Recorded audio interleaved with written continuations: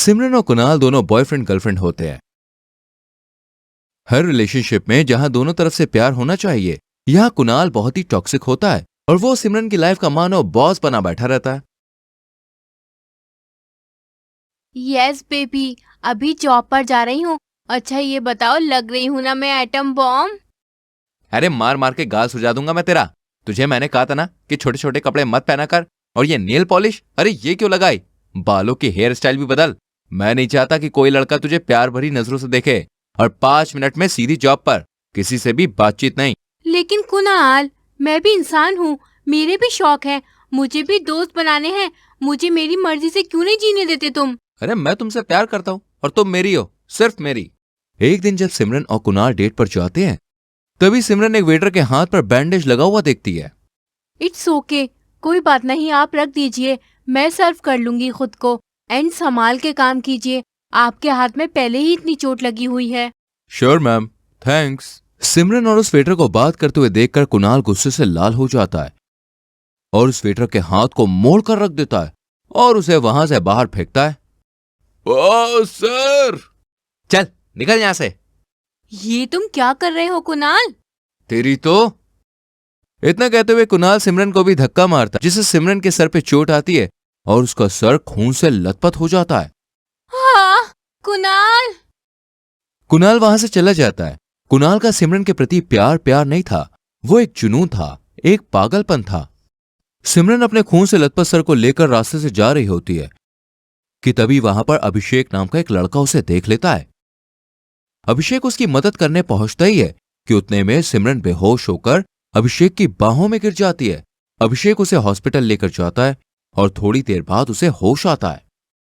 Thank you so much मेरी जान बचाने के लिए। It's completely fine, you are most welcome. लेकिन तुम्हें ये चोट कैसे लगी? क्या तुम मुझे कैफे ले जा सकते हो? वहां जाकर बात करते हैं। हाँ श्योर, व्हाई नॉट। सिमरन और अभिषेक की कार में बैठकर कैफे जाते हैं और वहां पर कॉफी पीते हुए सिमरन अभिषेक को अपने और कुणाल के टॉक्सिक रिलेशनशिप के बारे में सब कुछ बताती है, जिसे सुनकर अभिषेक को बहुत बुरा लगता है। अभिषेक और सिमरन अब रोजाना एक दूसरे से फोन पर घंटों तक बातें करने लगते हैं और एक दूसरे को मिलते रहते हैं। एक दूसरे के साथ क्वालिटी टाइम स्पेंड करना उन्हें बहुत अच्छा लगने लगता है। पता नहीं क्यों, लेकिन मुझे तुम्हारे साथ रहना, तुमसे बातें करना बहुत अच्छा लगता है। तुम में मुझे वो कंफर्ट मिला है जो मुझे किसी के साथ होने से नहीं मिला। सेम हियर सिमी, मुझे भी तुम्हारा साथ बहुत अच्छा लगता है। मैं अपने सारे टेंशन भूल जाता हूं जब मैं तुम्हारे साथ होता हूं। सिमरन को वक्त के संग धीरे धीरे ये बात समझ में आ जाती है कि कुणाल के संग रहना उसकी लाइफ का सबसे गलत डिसीजन है, क्योंकि कुणाल खुद एक गलत इंसान है, इसलिए वो उसके साथ ब्रेकअप कर लेती है। मेरा पीछा करने की या मुझे तंग करने की हिम्मत भी मत करना, क्योंकि अब मैं वो सिमरन नहीं रही। तुमसे प्यार करना मेरी जिंदगी का सबसे घटिया फैसला था। लेकिन सिमरन रुको तो। सिमरन अब मूव ऑन कर जाती है। अभिषेक और सिमरन दोनों में वो सब होता है जो एक कपल के बीच होता है। दोनों एक दूसरे के संग रोमांस करते हैं, घूमने जाते हैं, एक दूसरे की केयर करते हैं, सुख दुख में खड़े होते हैं, लेकिन उन्हें यह समझ नहीं आता कि आखिर उनके रिश्ते का नाम क्या है। आई डोंट नो सिमी, मैं तुमसे प्यार करता हूं नहीं करता हूं, मुझे तुम पसंद हो ना पसंद हो, मुझे नहीं पता। आई थिंक हमारा रिश्ता बेनाम है, इसलिए इतना प्यारा है। इसमें कोई दायरे नहीं है, कोई बंदिशें नहीं है। अभी और सिमी दोनों अपने बेनाम रिश्ते में रहकर 1 साल से 1.5 साल का समय बिता देते हैं। लेकिन तभी अभिषेक की मां बरखा उसे शादी करने के लिए फोर्स करने लगती है और वो बता देता है कि उसकी लाइफ में सिमी नाम की कोई लड़की तो है, लेकिन उन दोनों को ये नहीं पता कि वो दोनों एक दूसरे से प्यार करते हैं या नहीं। दोनों के माता पिता ये सुनकर अपना सर पकड़ लेते हैं। हमें नहीं पता कि हमारे बीच क्या है, लेकिन जो भी है बहुत खूबसूरत है। कुछ रिश्ते किसी नाम के मोहताज नहीं होते। हमें ऐसे ही साथ रहने दीजिए प्लीज माँ। पागल हो गया है क्या? समाज वाले क्या कहेंगे? समाज वाले बस बातें बनाते हैं, कोई हमारे दुख सुख में काम नहीं आता। लेकिन सिमरन, प्लीज अंकल थोड़ा वक्त दीजिए हमें, फिर आप भी समझ जाएंगे कि आखिर हमारा रिश्ता क्या है, कैसा है।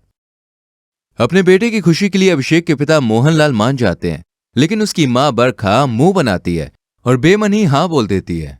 दोनों बिना शादी किए ही साथ रहने लगते हैं। गली मोहल्ले की औरतें जब बरखा को ताने मारती हैं, तब बरखा को बहुत बुरा लगता है। अरे बरखा बहन, क्या घोटाला है? बिन बिहाई लड़की को अपने घर रख लिया है तुमने। वही तो, पता नहीं किस तरह की दाल पक रही है इनके घर में। लेकिन वक्त के साथ साथ बरखा, मोहनलाल और सिमरन के माता पिता को समझ में आ जाता है कि रिश्ते बेनामी खूबसूरत होते हैं।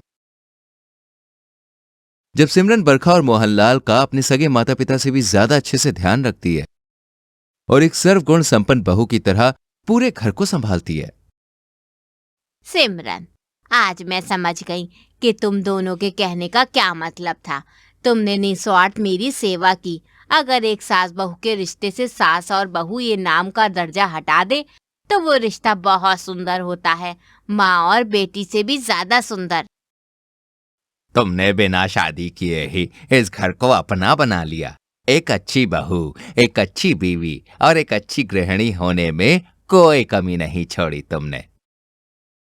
तो सोचिए, जब रिश्ता बेनाम है तब इतना प्यारा है और इतनी इज्जत है, तो नाम जुड़ने पर क्या होगा?